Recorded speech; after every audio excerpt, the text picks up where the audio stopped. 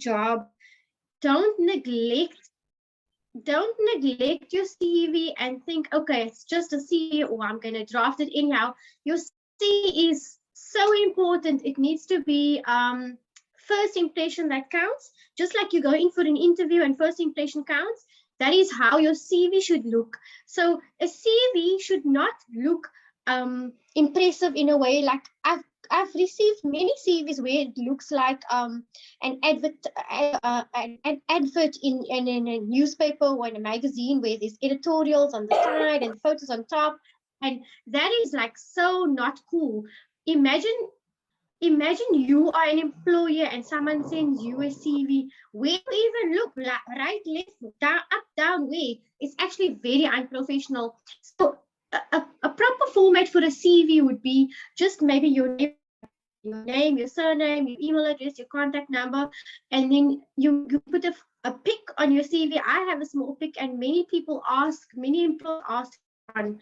And then things like your ID number and your address, I don't recommend putting those things on. And I also don't recommend attaching your degrees and your certificates and your ID copies.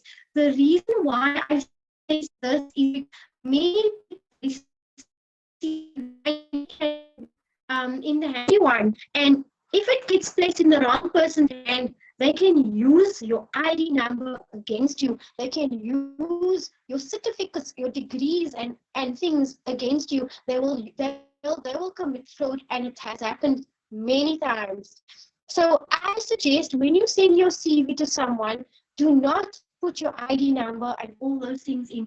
You only give those things to an employer when they ask you for it, or when they're interested in asking you to come for an interview. They will tell you they require your certificate and your documents. That is when you send it, not when you're just randomly sending it to someone or you're thinking you're going to get a position. Only when you get confirmed that you're going to get a position. The other thing I also tell candidate attorneys is do not put your address on the CV, because that can also be a bit of a prejudice in a way where it can be used against you. Someone can stalk you. The one thing you can put on is maybe you're from Cape Town, that sort of thing. And the reason why I say this also, not only because of that, is because, for example, you are in Cape Town and you're applying for a position maybe in, let's say you're applying for a position in Wynberg, and in Belleville. And now if you put your details, your address on your CV, the employer is going to think, oh my word, she stays so far, or he stays so far. How are they going to travel to work? And meanwhile, you are desperate to find a job, but you know that you can travel. So I don't suggest putting those type of things on your CV. It's good to put references on your CV, but don't put too much hobbies and swimming and all. I think that's just unnecessary. So those are things that I look at when I receive CVs, because at the end of the day, when someone is asking me to recommend someone, it's also, I can't send out something, and I feel bad for candidate attorneys that's been struggling to find jobs, and I try and tell them, re-edit your CV, I will send it again over, and that's what I often do. So that is what I can tell. If anyone has any questions, you're most welcome to ask me. Guys, are you there? Sorry, Sorry. Thank you for that. We can hear you. No problem. Thank you so much for that. And I actually agree with you that you want to include enough information. And also, I've also considered a number of CVs, and something I've noticed that is of quite a concern to me is the spelling. I know it's a small thing, but it speaks volumes. And often when I notice certain keywords, and this is my pet peeve, and that is locus standi. If somebody can't spell that, then instantaneously I am already concerned as to whether or not this person would be able to represent the particular brand that I may represent or may be part of, or which is my brand. So I agree 100% with you. Thank you so much, Counsel. I forgot to. No problem. I actually forgot to mention that you're 100% correct. The reason why that is also important, because when you're applying for a position, if the employer sees that you can't even spell correctly or your grammar is not in order, they will not employ you. Because remember, you are going to be and you're going to need to be doing drafting. And if you can't do a small thing by correcting your CV, they will not employ you. And I've been told this by many employees that this is what they look. So those are important things to look at. 100%, 100%. Couldn't agree with you more. Thank you so much. I hope you don't mind, but I am mindful of time. So Ian, why don't you address our viewers? And thank you all for joining us. We do appreciate your viewership. Hi, everyone. Just a quick side note, if you have questions, there is a chat function to pose the questions to us. We usually reserve the last few minutes of the session to answer questions to the best of our ability. So my presentation today is a pet peeve and a case study. First and foremost, I'm going to utilize the time to speak about decorum in court, specifically what you should wear and how you should conduct yourself. This is going to be quite brief as I want to get to my case study rather quickly. So in magistrate's court, if you can wear it to a funeral, you can wear it to court. You should not go to court in a sundress or something that is neon colored. It speaks volumes against you, and it is actually considered as an insult to the presiding officer. They take very dimly to someone who is inappropriately dressed, and I've on more than one occasion seen magistrates say directly to counsel, to an attorney, or to a witness. They say, I cannot see you, I cannot hear you, you're improperly dressed for my court. And that person is then excused until such time as they are properly dressed or robed to appear. Rule of thumb for men, black suit or blazer and a chino combination depending on what you have available. A formal shirt is a must. In magistrate's court, I strongly recommend white shirts. In magistrate's court, you're also able to wear a tie. I'd recommend a black tie. Black socks, black shoes. Don't play with these guidelines too easily. High court, very similar dress code for the men. Only difference is you would be wearing a white bib and you would ensure that you are wearing absolutely black clothing underneath and black shoes. There is no leeway, in my opinion, in that regard. As when it comes to women, I've noticed a lot of different dress codes are acceptable to magistrates. It depends on the court and the conservative nature of the court. In general, black business or suit attire is quite acceptable. I've on a number of occasions seen black formal dresses or dark navy formal dresses being acceptable. I have either seen many candidates and counsel wearing open-toed shoes and being shown the door. Preferably wear closed-toed shoes, whether it's heels or pumps, and get dressed formally and properly. High court, again, is a very mirror of the magistrate's court. It's just slightly more lenient, if I may say so. Stricter, but more lenient. As I said earlier, morbid tip. If you can wear it to a conservative Western style funeral, you can wear it to court. Now, this week, I've seen many people make excuses to the judge and say, I was improperly briefed. This was a short notice brief. In my opinion, that is still not an excuse. If you place yourself at risk of the judge saying you're improperly before you, you risk being referred to the Legal Practice Council. It is unprofessional conduct to be improperly robed before a presiding officer. You must remember this. Properly address your judges, properly address your magistrates. You will thank your stars when the proceedings are done. Decorum goes a long way. Professionalism goes a long way. Etiquette goes a long way.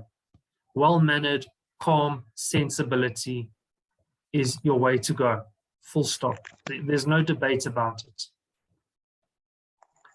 And remember, how you carry yourself in court reflects on not only your firm, but your group or your bar association as well as your future prospects, it is very quick that your reputation filters back through to your principal or to whomever is guiding you through your legal career. And this affects your progress in your career going forward.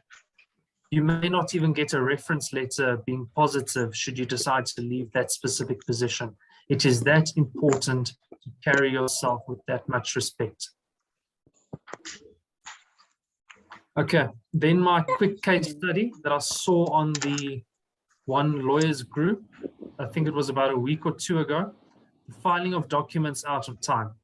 Now I'm going to specifically use a replication as an example, as a case study that was filed 6 months late. So depending on the side of the fence you're on, you can either play hardball or you can be professionally courteous. It depends on your instructions. Do not act out of instructions. You will be sent to the Law Society. So something to consider when doing anything out of time is get consent. Condonation can be afforded in writing, and it can be verbal or it can be tacit.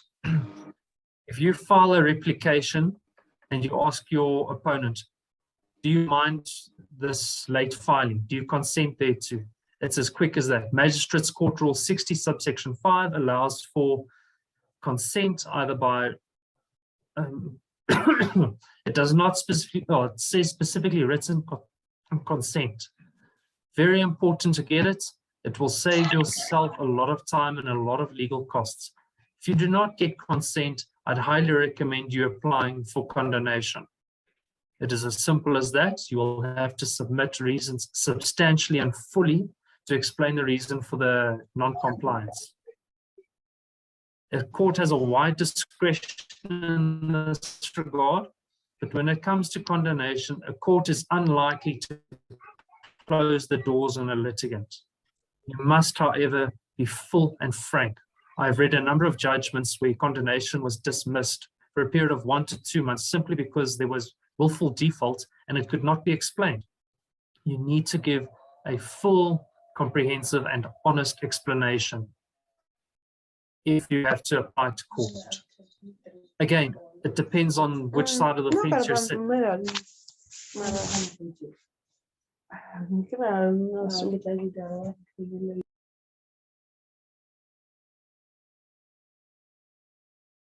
After a few days, Sorry, Ian, I think someone muted you. Sorry. No problem. Basically, if you are a plaintiff or defendant, condonation will hit you like a ton of bricks if you do not ask firsthand.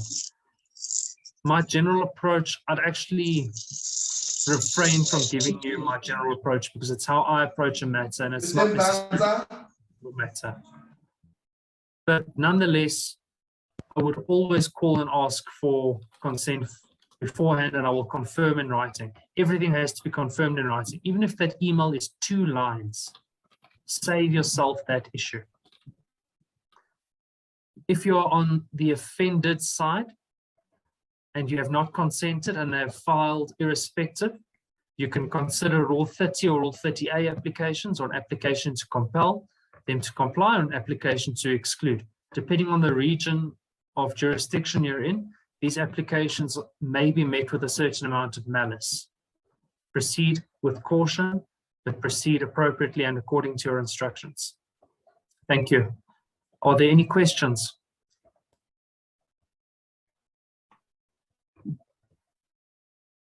Going once, going twice, sold to the highest bidder. Thank you, Ian. Thank you so much.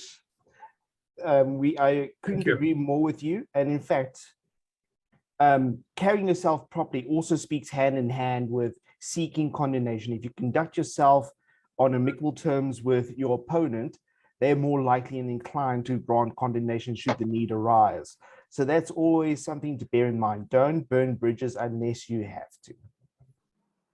That being said, I'd like to give the floor over to Alexa so she can present and conduct herself. Alexa, I see that you're still muted. Hi guys, my name is Alexa Levendal. I am a junior associate attorney at Bruno Smile Attorneys. Mr. Bruce Barkhazen is my senior associate. Today, I'm going to just give a few tips and tricks when it comes to running a file. Most of the times, like in my firm, we started running a file from the get-go. So from day one of candidate attorney, you run your own files. As an attorney, generally in most firms, that way you start running files. So this is just a few tips for you guys going forward. So obviously the first thing you need is your mandate. So what's a mandate? It's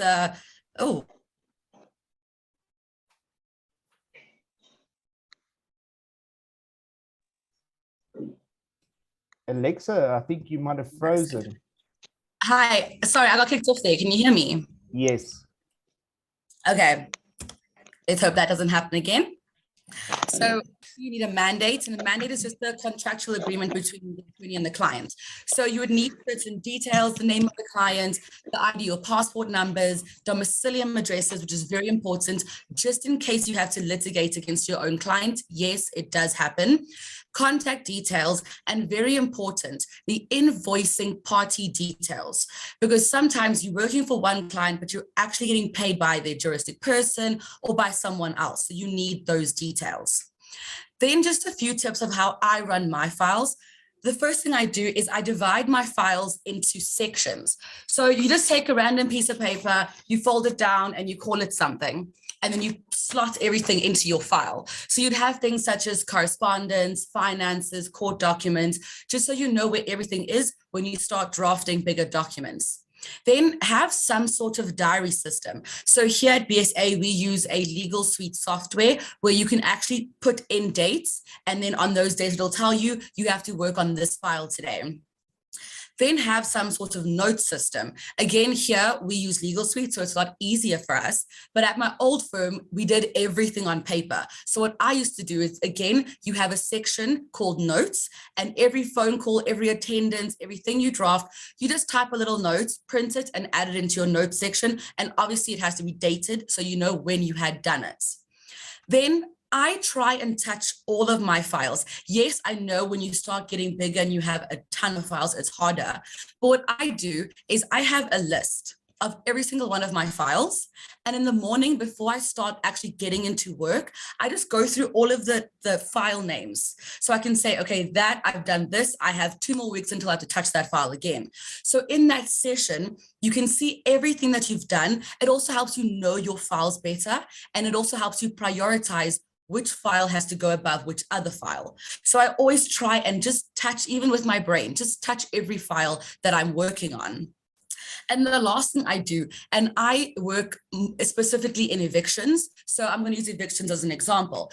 Make a list of everything that you have to do in this file. So with evictions, draft the list of demand, notice to vacate, section 4.2, draft papers. So have a full list in your file. So when you send out the letter of demand, you say next to that, this is the date it was done, and then this is the date I have to do the next thing. So that'll also help you when you have to figure out, yes, letter of demand 20 business days. So you know when the 20 business days is done and when you have to jump back onto that file.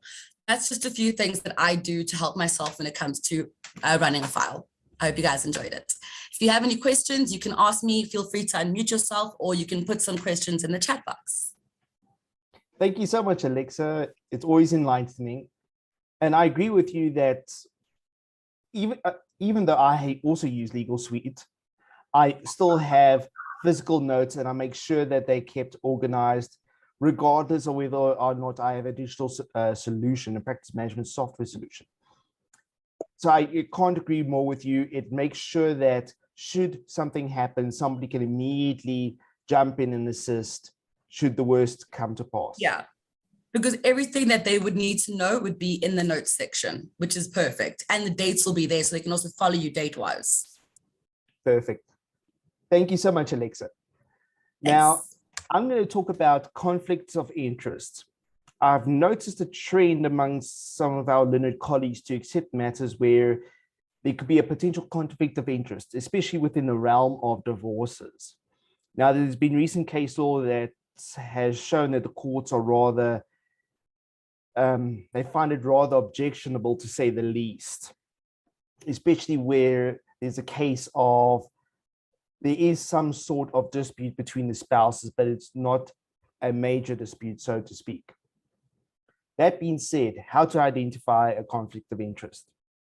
Sometimes it's actually quite nuanced.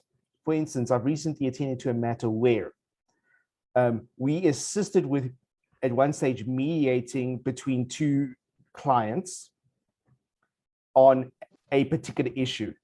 And after that, and after the mediation proved to be unsuccessful, we represented the one client in respect of a completely different matter. Now, it's quite clear that there is no conflict of interest. But as practitioners, we always have to ask these questions. Is it a conflict of interest? Now, that's our legal obligation. Now, there's also a conflict of interest when it comes to marketing your firm, for instance, or how you present your brand. For instance, a client approaches you and asks you to sue Mr. X. However, you've done deals with Mr. X in the past, and you feel that representing this client against Mr. X might jeopardize the flow of future work. Then I would call it a client risk awareness, not per se conflict of interest. So you'll want to position yourself so that that does not happen. Where you can't position yourself, then you would have to decide which client you'd like to retain in the long term, as litigating against Mr. X might burn that bridge. As I mentioned earlier, burning bridges, not necessarily a good idea. It's always better to be on good terms with your fellow colleagues and also your clients, even if you aren't going to be getting further work from your clients. Now, with that in mind, please, my learned colleagues, when you're doing any sort of work, be it even an ANC or the most mundane of things, if you sense that there's a conflict of interest, remember that the indemnity fund might not necessarily cover you should there be a conflict of interest. So you'll definitely, from a personal liability perspective, you'll want to contain your risk and take steps to mitigate that. And obviously, this would sometimes involve having, for instance, a colleague of yours, an attorney at a different firm, represent the one party to the antenuptial contract, for instance, or the divorce. At the very least, then everybody has their own independent legal advice. And this is, and I must be honest, this has never been more true than in the realm of agreements. Most times your client comes to you and says, please draft me this agreement.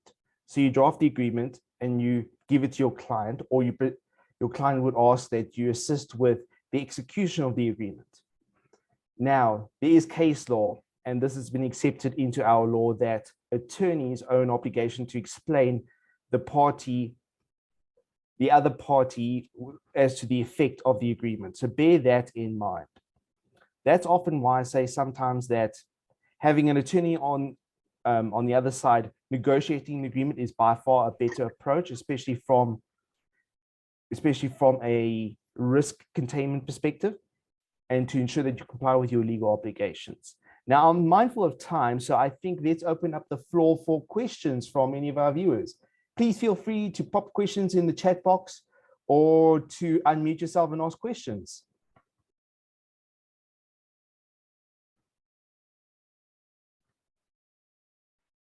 Wow, this is often the most awkward part of this. Etiquette, I was actually just thinking about the CVs. Yeah. Yes. Now, when Yeah, I'm here. when candidates are